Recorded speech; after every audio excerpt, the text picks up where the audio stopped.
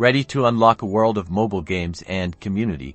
Let's get you signed up for Taptap. First things first, grab your phone and locate the Taptap app. If you haven't downloaded it yet, you'll need to head to your app store, either the Google Play Store for Android or the App Store for iOS. Once you've got the app, tap the icon and open it.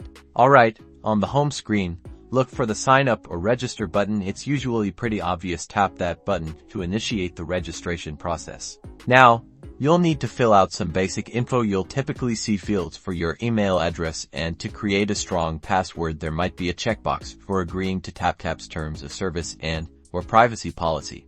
Make sure you read this before you proceed. Be sure to enter a valid email address, because you'll need to verify it later. Then, follow the prompt to verify your email. Check your email inbox for a verification code.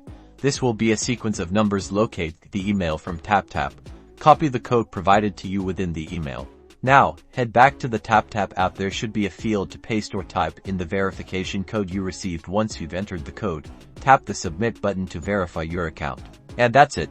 You've successfully registered for Taptap. You can now personalize your profile, explore the platform, and start discovering and downloading games. Enjoy.